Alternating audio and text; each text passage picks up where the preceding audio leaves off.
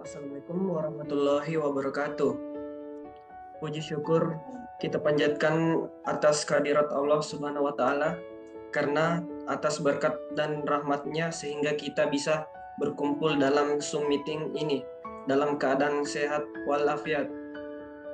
Serta tak lupa pula kita kirimkan salawat serta salam kepada junjungan kita Nabiullah Muhammad SAW yang membawa kita dari alam kegelapan ke alam yang terang benderang seperti yang kita rasakan saat ini.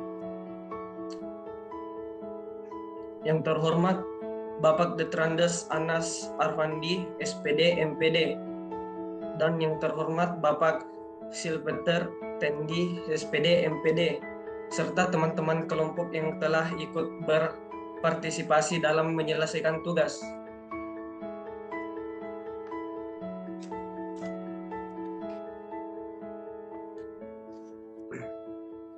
Perkenalkan, kami dari kelompok A TSBG D. Saya atas nama Ainul Alfareski, NIM 2102016028083. Bertindak sebagai moderator. Ada pula teman saya Alfira Putri dengan NIM 2102016029091 sebagai pemateri pertama, dan Nabila Ramadhani dengan NIM 2102016028081 sebagai pemateri kedua. Baik, materi yang akan kami bawakan yaitu sumber bahaya di tempat kerja dan tindakan pengendalian. Baik, langsung saja saya persilahkan pemateri pertama untuk membacakan materinya.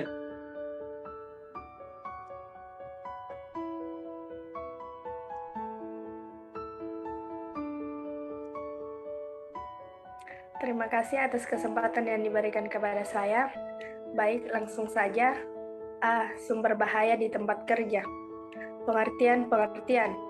Potensi bahaya adalah kondisi atau keadaan, baik pada orang, peralatan, mesin, pesawat, instalasi, bahan, cara kerja, sifat kerja, proses produksi, dan lingkungan yang berpotensi menimbulkan gangguan, kerusakan, kerugian, kecelakaan, kebakaran, peledakan, pencemaran, dan penyakit akibat kerja.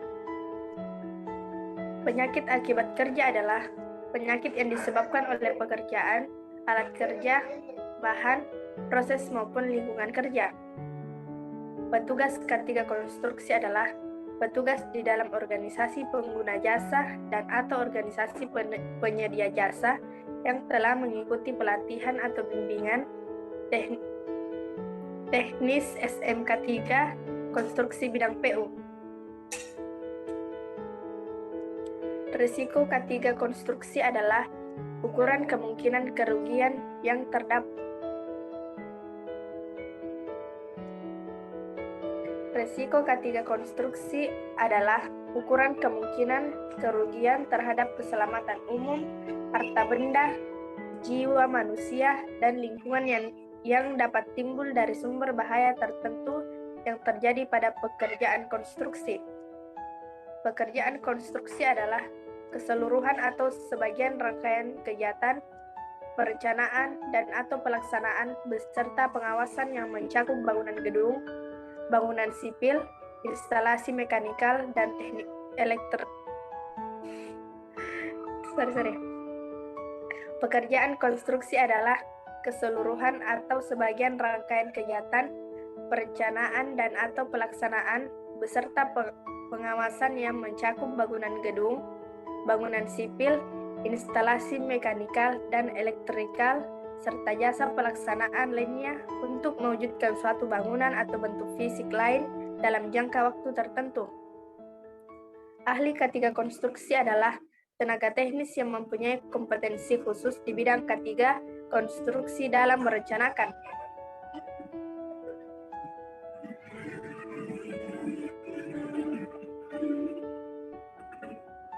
penanggung jawab dari uraian pekerjaan sesuai lingkup pekerjaan yang akan dilaksanakan dan sebelumnya dibahas dan disetujui oleh PPK pada saat rapat persiapan pelaksanaan kontrak atau format penyusunan Permen PU nomor 5/PRT/2014.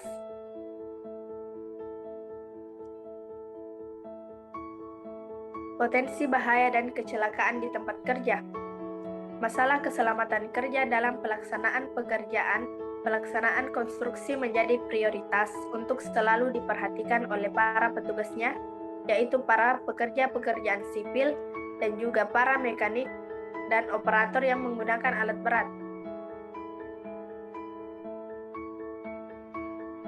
Potensi kecelakaan di tempat kerja yaitu 1.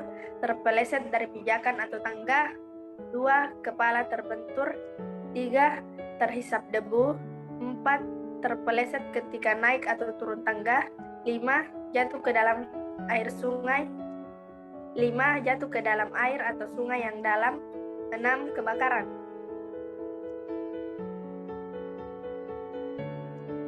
Berdasarkan Peraturan K3 Undang-Undang Nomor 1 Tahun 1970 tentang Keselamatan Kerja. Dalam undang-undang tersebut dicantumkan antara lain kewajiban dan hak tenaga kerja.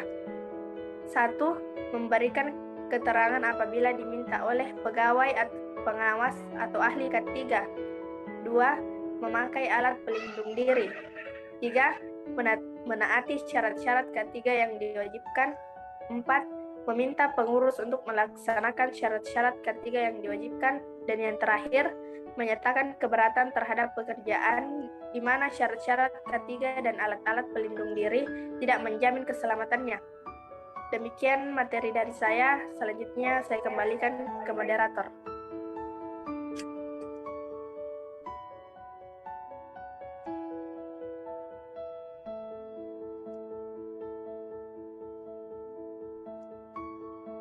Terima kasih kepada moderator telah memberikan saya kesempatan untuk membawakan materi.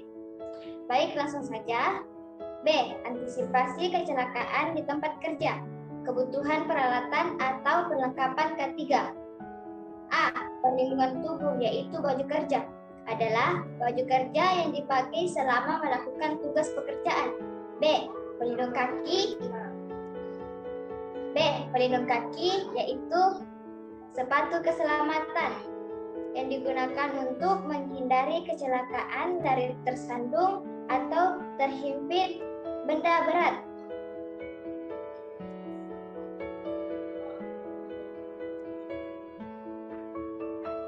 C.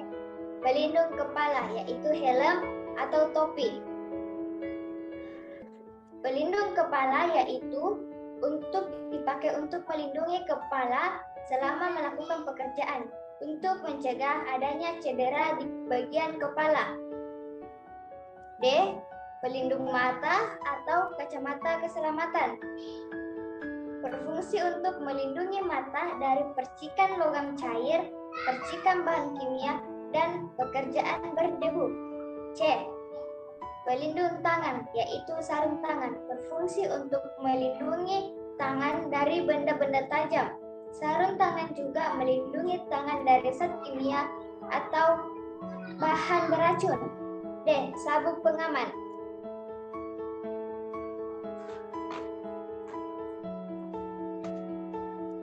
Alat-alat pengaman kerja atau disingkat dengan APK. 1. Alat pemadam kebakaran ringan atau APAR untuk menanggulangi bahaya kebakaran di lokasi pekerjaan. B. 2. Rambu-rambu kerja, yaitu pengaman kerja untuk memberi batas daerah kerja sehingga yang berkepentingan tidak dapat melewati rambu tersebut. Ketiga, obat P3K. Obat yang tersedia dalam kotak P3K terbatas yang diperlukan dalam kondisi darurat untuk pertolongan pertama.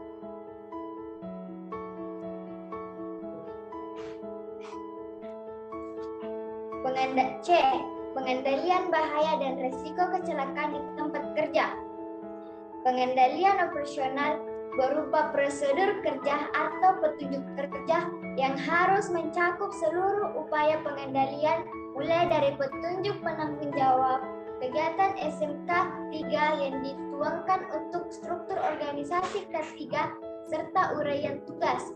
Upaya pengendalian berdasarkan lingkup pekerjaan, prediksi, dan rencana penanganan kondisi keadaan darurat tempat kerja. Program-program detail pelatihan sesuai pengendalian risiko. Sistem pertolongan pertama pada kecelakaan.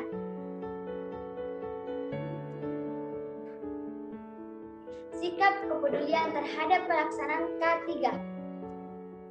Mekanisme kerja bersama harus berpedoman kepada uraian tugas yang ditempatkan institusi sehingga setiap petugas atau anggota kelompok kerja dapat bekerja dengan baik sesuai dengan tugas dan tanggung jawabnya. Sedangkan dalam pelaksanaan tugas, setiap anggota kelompok memiliki rasa kebersamaan yang tinggi dan kepada setiap anggota kelompok diberikan pengertian untuk mampu memiliki sikap peduli kepada pelaksana kegiatan kelompok dan kegiatan individu. Salah satu tugas individu yang berdampak kepada kepentingan kelompok adalah pelaksanaan K3 sehingga setiap anggota kelompok telah dibekali dengan sikap kepedulian terhadap pelaksanaan di tempat kerja.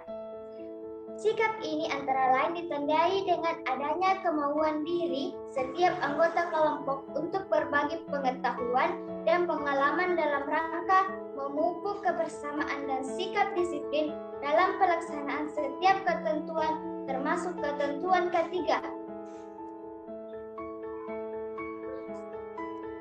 Sosialisasi ketentuan K3. Penjelasan prosedur sosialisasi ketentuan K3 dan lingkungan di tempat kerja. B. Pemilihan ketentuan K3 dan lingkungan yang relevan dengan kegiatan di tempat kerja. C. Sosialisasi ketentuan K3 dan lingkungan yang relevan kepada kelompok kerja sesuai dengan ketentuan institusi. D. Penentuan hasil sosialisasi ketentuan K3 dan lingkungan dalam kegiatan kelompok kerja di tempat kerja. Sekian dari saya kembalikan lagi ke moderator.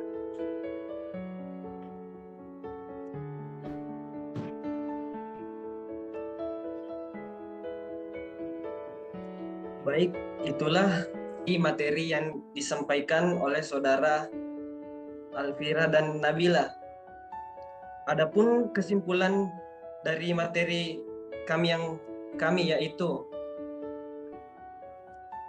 masalah keselamatan kerja dan lingkungan tidak menyangkut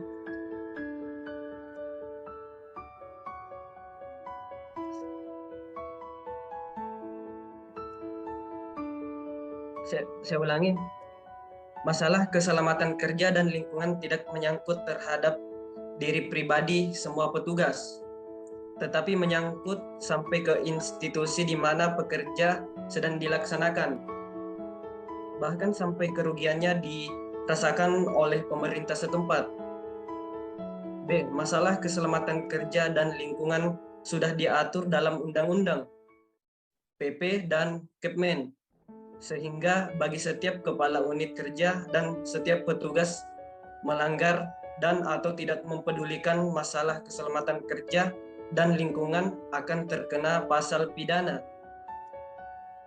Sekian dari kami, lebih dan kurangnya mohon dimaafkan karena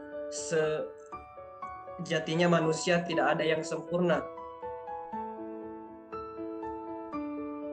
Saya tutup dengan Assalamualaikum warahmatullahi wabarakatuh. Waalaikumsalam warahmatullahi wabarakatuh.